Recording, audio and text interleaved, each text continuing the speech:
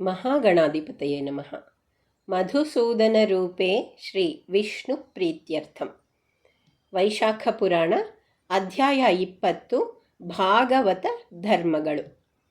ಸರ್ವಾರಿಷ್ಟ ಪ್ರಶಮನಂ ಸರ್ವಶಕ್ತಿಮನಾಮಯಂ ನಾರಾಯಣಂ ಸದಾ ವಂದೇ ಸಕಲಾಭೀಷ್ಟದಾಯಿನಂ.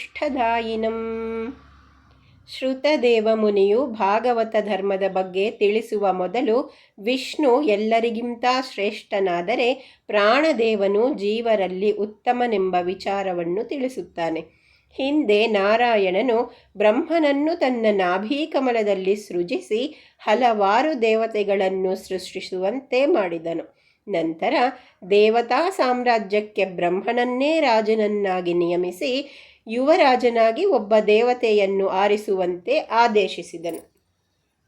ದೇವತೆಗಳಲ್ಲಿ ಅಂತಹ ಕಲಹ ಪ್ರಾರಂಭವಾಯಿತು. ಯುವರಾಜ ನಾನು ಎಂದು ಎಲ್ಲರೂ ಮುಂದೆ ಬಂದರು. ಕೆಲವರು ಇಂದ್ರನೇ ಉತ್ತಮನೆಂದರೆ ಸೂರ್ಯನು ಇದಕ್ಕೆ ಯೋಗ್ಯನೆಂದು ಹೇಳಿ ಕಾಮನು ಇದಕ್ಕೆ ಸೂಕ್ತವೆಂದು ಭಿನ್ನವಾಗಿ ಸೂಚಿಸಿದರು. ಕೆಲವು ದೇವತೆಗಳು ಯಾರನ್ನು ಯುವರಾಜನಾಗಿ ಆರಿಸಬೇಕೆಂದು ತಿಳಿಯುತ್ತಿಲ್ಲವೆಂದು ನಾರಾಯಣನನ್ನೇ ಪ್ರಾರ್ಥಿಸಿದರು.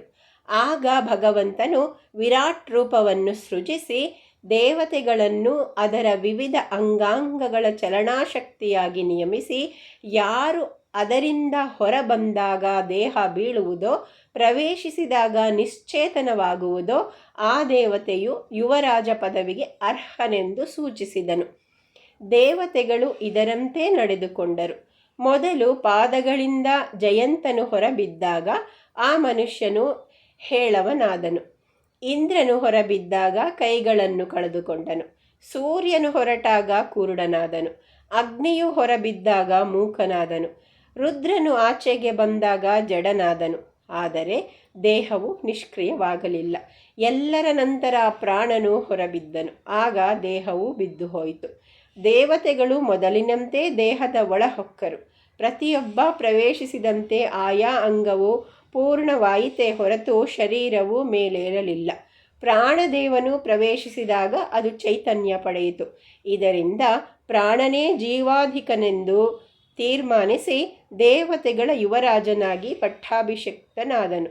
ಪರಮಾತ್ಮನಾದ ಶ್ರೀಹರಿ ಮಹಾಲಕ್ಷ್ಮಿಯರನ್ನು ಬಿಟ್ಟರೆ ಪ್ರಾಣನಿಗಿಂತ ಅಧಿಕರು ಯಾರೂ ಇಲ್ಲ. ಸಕಲ ಜೀವರಾಶಿಗಳಲ್ಲೂ ದೇವತೆಗಳಲ್ಲೂ ಪ್ರಾಣನು ಸನ್ನಿಹಿತನಾಗಿದ್ದು ಎಲ್ಲ ವ್ಯಾಪಾರಗಳನ್ನು ಚಲನೆಯನ್ನು ಮಾಡುತ್ತಾನೆ. ಹೀಗೆ ಶಂಖಮುನಿಯು ಹೇಳಿದಾಗ ವ್ಯಾಧನು ಹೀಗಿದ್ದರೂ ಪ್ರಾಣನ ಮಹಿಮೆ ಜಗತ್ತಿನಲ್ಲಿ ಹೆಚ್ಚು ಪ್ರಚಾರವಾಗದಿರಲು ಕಾರಣವೇನೆಂದು ಕೇಳಿದನು.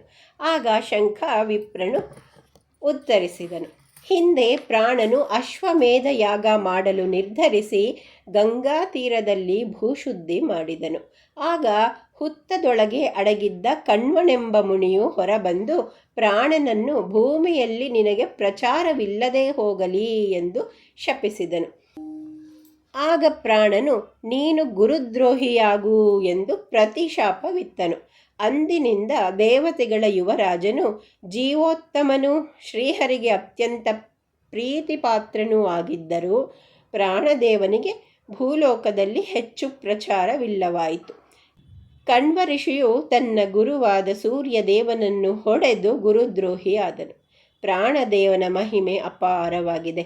ಆತನ ಕೀರ್ತಿ ಇತರ ಲೋಕಗಳಲ್ಲಿ ಕಂಡಿದ್ದರೂ ಭೂಲೋಕದಲ್ಲಿ ಹೆಚ್ಚು ಖ್ಯಾತವಾಗಲಿಲ್ಲವೆಂದು ಶಂಖಬ್ರಾಹ್ಮಣನು ವ್ಯಾಧನಿಗೆ ತಿಳಿಸಿದನು ಎಂಬಲ್ಲಿಗೆ ವೈಶಾಖ ಮಹಾತ್ಮೆಯ 20ನೇ ಅಧ್ಯಾಯವು ಮುಗಿಯಿತು.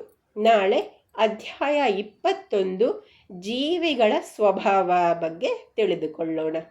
ಧ್ಯಾಯೇತ್ತಂ ದೇವಕೀ ಸೂನುಂ ಗೀತಾಚಾರ್ಯಂ ದಯಾಘನಂ ರುಕ್ಮಿಣೀ ಸತ್ಯಭಾಮಾಭ್ಯಾಂ ಸಹಿತಂ ಕೃಷ್ಣಮವ್ಯಯಂ.